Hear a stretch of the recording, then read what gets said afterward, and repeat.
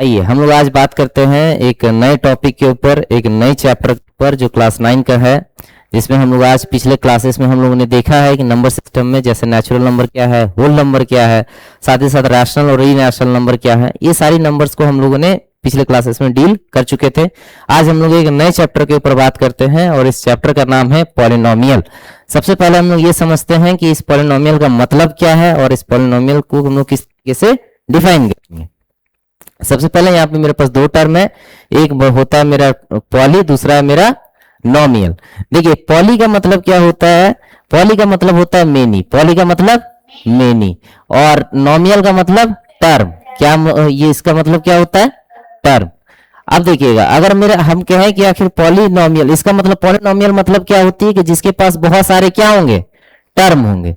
जिसके पास बहुत सारे टर्म ही होंगे उसी को हम लोग क्या बोलेंगे, पॉलिनोमियल। देखिए अब इस पॉलिनोमियल में हम बताएं कि आखिर मेरे पास बहुत सारे टर्म होंगे, तो आखिर ये टर्म क्या है, तो टर्म किसको बोलेंगे इसके बारे में हम लोग चर्चा करेंगे एक एक करके। आखिर टर्म क्या है ना। तो देखिएगा टर्म किसको बोलते हैं, टर्म किसे बोलेंगे, तो टर्म हमारे पास दो चीजों से मिलके बनती है, या हम ये बोल सकते हैं कि ये एक कांस्टेंट भी एक अलग टर्म है और मेरा एक वेरिएबल भी एक तरीके का टर्म है, और अगर हम इन दोनों को मिला दे तब भी मेरा क्या बनता है, एक तरीके का टर्म बनता है। ठीक है, तो चलिए हम लोग बात कर लेते हैं कि आखिर ये टर्म होता क्या है और क्या है मेरा कांस्टेंट और क्या है मेरा variable. What is very constant and what is variable, किसको कांस्टेंट बोलेंगे किसको वेरिएबल बोलेंगे।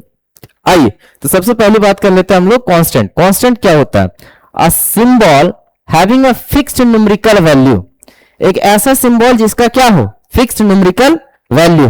जैसे हम कहें कि मेरा 2 तो 2 ही रहेगा, 3 3 ही रहेगा, 4 4 ही रहेगा। क्या हम इसको चेंज कर सकते हैं, क्या नहीं चेंज कर सकते हैं। हम 2 को 2 ही बोलेंगे, 3 को 3 ही बोलेंगे और 4 को 4 ही बोलेंगे। जैसे यहां पे भी है मेरे पास 9 है, -6 है, 4/7 है, √2 है और पाई है। इन सब का वैल्यू क्या है, फिक्स है। इस सब का जो न्यूमेरिकल वैल्यू है वो क्या है, फिक्स है। Then these are called constant. इसे हम लोग क्या बोलते हैं, कांस्टेंट बोलते हैं। इन्हीं सब को हम लोग क्या बोलते हैं जी, कांस्टेंट बोलते हैं। ठीक है, अब हम लोग बात करते हैं वेरिएबल क्या होता है। वेरिएबल जैसे कि ऐसी चीजें जिसकी न्यूमेरिकल वैल्यू फिक्स नहीं है, जैसे a symbol which may be assigned a different numerical value, मतलब ऐसा कोई सिंबल है जिसका न्यूमेरिकल वैल्यू क्या हो सकता है, अलग अलग हो सकता है। जैसे कि अगर हम कहें मेरे पास x है, y है, z है, a है, b है, c d, कुछ भी हो सकता है। हम क्या ये x को नहीं बोल सकते कि 1 भी हो सकता है, 2 भी हो सकता है, 3 भी हो सकता है। हम तो ऐसा कंफर्म तो नहीं बोल सकते ना कि नहीं ये x जो है 1 ही रहेगा, ये x जो है वो 2 ही रहेगा, ऐसे तो पॉसिबल नहीं है। ये क्या हो सकता है, फ्लेक्सिबल है, इसको चेंज कर सकते हैं। वैसे ही हम z को भी 1 2 3 कुछ भी बोल सकते हैं, a को भी हम लोग कुछ भी बोल सकते हैं, z को भी कुछ भी बोल सकते हैं। तो इन सब का जो वैल्यू है वो फिक्स नहीं है। इस सब का जो न्यूमेरिकल वैल्यू है वो क्या है, फिक्स नहीं है। इसीलिए उसे हम लोग क्या बोलते हैं, इन सब चीजों को वेरिएबल बोलते हैं। क्या बोलते हैं, वेरिएबल। जैसे मैंने यहाँ पे एक एग्जांपल लिया है आपके सामने, एक एग्जांपल लिया है circumference of circle, circumference of circle. तो आप लोग जानते हैं सर्कमफेरेंस ऑफ सर्कल क्या होता है, 2πr। क्या होता है मेरा 2πr। यहाँ पे 2 जो है उसका वैल्यू तो फिक्स है कि 2 ही रहेगा। मैंने अभी इधर बताया कि आपका जो ये पाई है उसका भी वैल्यू क्या रहेगा, फिक्स रहेगा। इसका मतलब 2 और r का तो वैल्यू क्या हो गया, फिक्स। 2 और पाई का वैल्यू फिक्स हो गया। चेंज कौन होगा, r।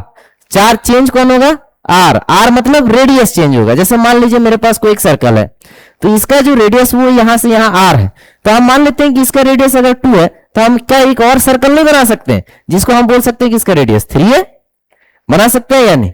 इसका मतलब हम ये बोल सकते हैं कि ये जो मेरे पास जो सर्कल्स हैं इसका जो रेडियस है वो क्या हो सकता है, चेंज हो सकता है। और अगर ये रेडियस चेंज हो सकता है इसका मतलब इसके जो सर्कमफेरेंस है वो भी क्या हो सकते हैं, चेंज हो सकते हैं। अगर रेडियस चेंज हो सकता है तो सर्कमफेरेंस भी क्या हो सकता है, चेंज हो सकता है। तो ये बताना जैसे ही अगर रेडियस चेंज हो गया तो सर्कमफेरेंस भी क्या हो जाएगा, चेंज। और जो जो चेंज होगा वो क्या कहलाएगा, वेरिएबल। तो यहाँ पे जो r है और ये c है, इसका मतलब ये दोनों क्या है, वेरिएबल। और 2 और पाई जो है वो दोनों क्या है, कांस्टेंट। ये दोनों क्या है, कांस्टेंट। तो ये दोनों क्या कहलाएंगे, कांस्टेंट कहलाएंगे। अब देखिएगा, अगर हम लोग समझ में आ गया कि वेरिएबल क्या है और कांस्टेंट क्या है, अब अगर हम एक वेरिएबल ले लेते हैं, मान लेते हैं हम एक 2 है, ठीक है, और हम मान लेते हैं एक कांस्टेंट ले लिए हमने 2, और हम एक कोई वेरिएबल मान लेते हैं जिसे हम लोग क्या मान ले रहे हैं, x।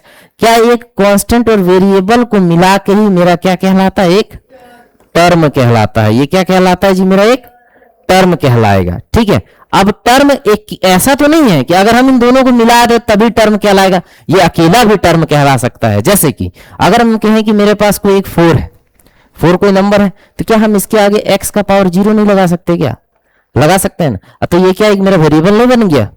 बन गया, ये वेरिएबल और एक कांस्टेंट, तो ये भी एक मेरा क्या बन गया, टर्म बन गया। अब अगर हम वेरिएबल के ऊपर बात कर लेते हैं, जैसे हम मान लेते हैं मेरे पास कोई एक z है, तो क्या हम इस z के आगे 1 नहीं लगा सकते? क्या लगा सकते हैं। इट मींस ये एक मेरा वेरिएबल और ये मेरा क्या बन गया, एक कांस्टेंट, तो ये भी क्या बन गया, मेरा एक टर्म। तो अगर इंडिपेंडेंटली कोई एक कांस्टेंट भी हो, इंडिपेंडेंटली क्या हो, मेरे पास कोई एक कांस्टेंट भी हो और इंडिपेंडेंटली कोई एक मेरे पास वेरिएबल भी हो, they are also known as term. कि उसे भी हम लोग क्या बोलते हैं जी, टर्म बोलते हैं। उसे भी क्या बोला जाता है, टर्म बोला जाता है, ठीक है।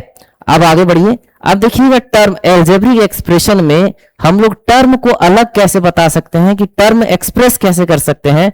तो टर्म को एक्सप्रेस करने के लिए मेरे पास 4 मैथमेटिकल की 4 ऑपरेशन यूज कर सकते हैं, plus, minus, multiply and divide. लेकिन टर्म को अलग अलग बताने के लिए, टर्म को सेपरेट करने के लिए केवल 2 ही ऑपरेशन का यूज कर सकते हैं, प्लस और माइनस। जैसे कि अगर हम यहाँ पे कोई एक एग्जांपल ले लेते हैं, फॉर एग्जांपल कोई भी एक एग्जांपल, ये मिट क्यों नहीं रहा है, कोई भी एग्जांपल ले लेते हैं। मान लीजिए 2x square plus 2x plus 1, तो ये मेरा एक टर्म है।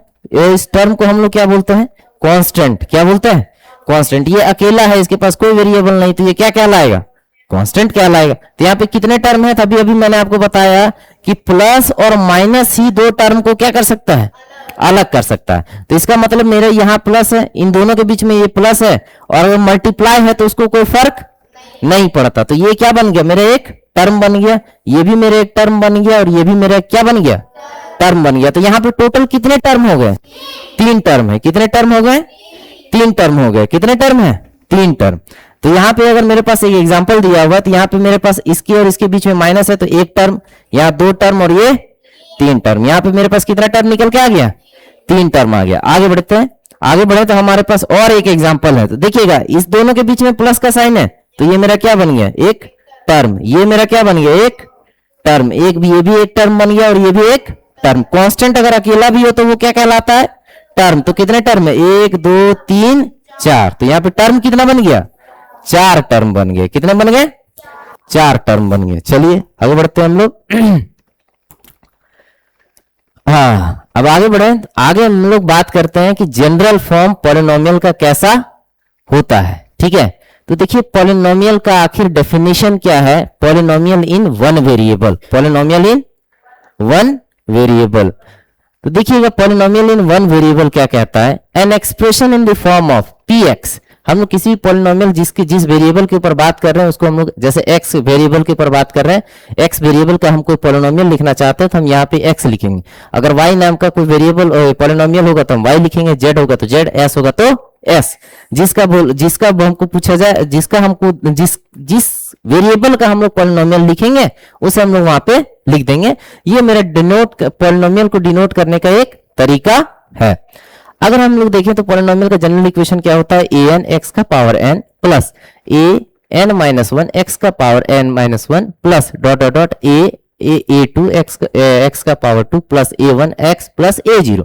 ये एक मेरा जनरल इक्वेशन है एक 1 वेरिएबल पॉलिनोमियल का, जहां पे इसमें होना क्या है कि ये जो a0 an जो है, an minus 1 a2 a1 a0 जो है, ये सब के सब कैसे होंगे, तो एक रियल नंबर होगा। कैसा नंबर होगा, ये रियल नंबर, जहां की ये जो an है, ये an is not equal to 0। ये an 0 के इक्वल नहीं होगा।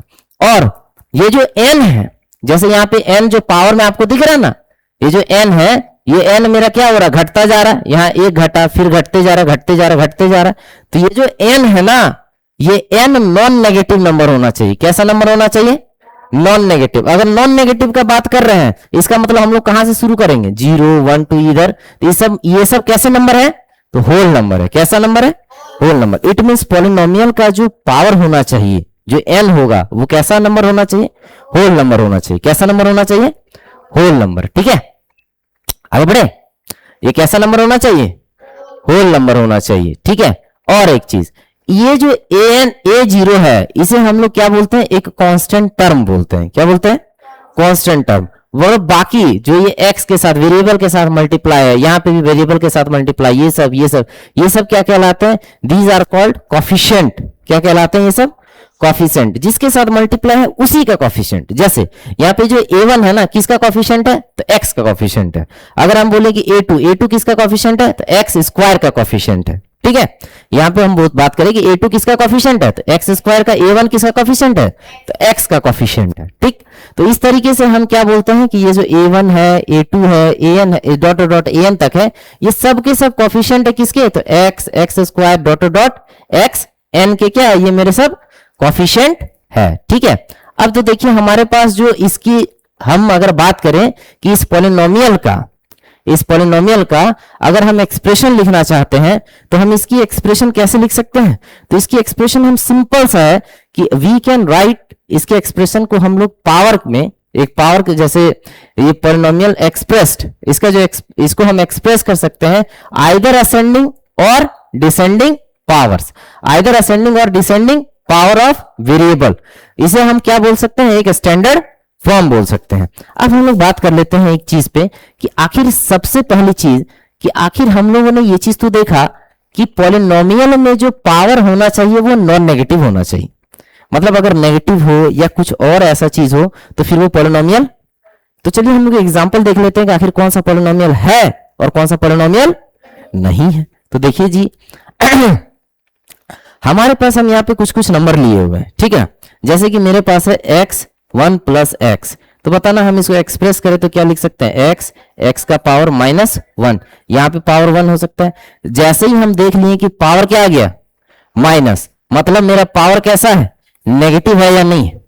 अगर ये नेगेटिव है तो फिर ये पॉलिनोमियल नहीं। आगे बढ़ते हैं, अगर हम देखते हैं आगे बढ़े, आगे मेरे पास एक एक्सप्रेशन है √x -3। इसका अगर हम एक्सप्रेशन करें तो हम इसको इस तरीके से एक्सप्रेस कर सकते हैं कि x का पावर 2 -3। अगर इसका पावर रैशनल नंबर आ गया, हम क्या बोले थे, पावर कैसा होना चाहिए, होल नंबर होना चाहिए। अगर होल नंबर नहीं है तो इसका मतलब फिर ये पॉलिनोमियल नहीं, ये फ्रैक्शन के फॉर्म में आया या नहीं आया। फिर हमारे पास आगे बढ़ते हैं, आगे हमारे पास है क्यूब रूट दिया हुआ है किसका, y का क्यूब रूट, तो हम इसको लिख सकते हैं 1/3 -6। फिर से यहाँ क्या आ गया, एक तरीके का फ्रैक्शन आ गया या नहीं। अगर ये फ्रैक्शन आ गया तो फिर ये पॉलिनोमियल नहीं है। आगे बढ़ते हैं, अगर हम आगे बढ़े तो हमारे पास एक और एक्सप्रेशन दिया हुआ है 1/x + 2। तो अगर हम इसको देखें तो इसका पावर हम कितना लिख सकते हैं, 1। इसको ऊपर करेंगे तो हमारे इसको हम जैसे ही 1 ऊपर लेके चलेंगे तो इसका पावर क्या हो जाता है, माइनस में। जैसे ही माइनस करेंगे तो -1, इसका मतलब इसका पावर फिर कैसा आ गया, नेगेटिव। ये इसका पावर कैसा आ गया, नेगेटिव। अगर ये नेगेटिव आ गया तो फिर ये पॉलिनोमियल नहीं है, फिर ये पॉलिनोमियल नहीं। अब एक चीज आप लोग देखे होंगे, क्या देख रहे होंगे कि सिंपल सा है कि अगर मेरे पास कुछ ऐसा, अगर मैं आपसे पूछूं कि मैंने तो आपको बोला कि ये नॉन, इसके जो अगर हम देखें तो अब मैं आपसे एक सवाल पूछता हूं। मान लीजिए मेरे पास है √2x + 1, तो क्या ये पॉलिनोमियल है, क्या ये पॉलिनोमियल है, तो yes, this one is polynomial. इसके साथ मल्टीप्लाई जो हुआ है ये रियल नंबर होना चाहिए, और रियल नंबर मेरे सारे नंबर्स होते हैं। तो अगर ये, इससे हमको कोई मतलब है क्या, नहीं, इसके पावर से मतलब है। तो इसका पावर कैसा है, 1 है, दैट इज होल नंबर। अगर ये होल नंबर है तो फिर ये पॉलिनोमियल है। तो it means √2x + 1 is an polynomial. ये मेरा क्या कहलाता है, एक पॉलिनोमियल। किसके टर्म पे, तो x के वेरिएबल के टर्म पे ये क्या कहलाएगा, पॉलिनोमियल कहलाएगा। ठीक है, अगर मैं आपसे ये कहूं कि मान लीजिए मेरे पास √3/2 है और हम बोले कि x² + 1x ऐसा लिखा हुआ है, तो क्या ये पॉलिनोमियल है, तो हम बोल सकते हैं कि हाँ ये पॉलिनोमियल है, क्योंकि हम लोगों को इससे कोई मतलब नहीं है। ये तो मेरा रियल नंबर होगा। क्या होगा, ये मेरा रियल नंबर। इसके पावर क्या होने चाहिए, होल नंबर होने चाहिए। क्या होने चाहिए, होल नंबर। तो यहाँ ये होल नंबर है। अगर ये होल नंबर है तो फिर ये जो एक्सप्रेशन है मेरा, ये क्या कहलाएगा? पॉलिनोमियल। ये मेरा एक्सप्रेशन क्या कहलाएगा? Polynomial. It means this expression is known as polynomial. चलिए ठीक है, आज के लिए इतने रखते हैं। नेक्स्ट क्लास में हम लोग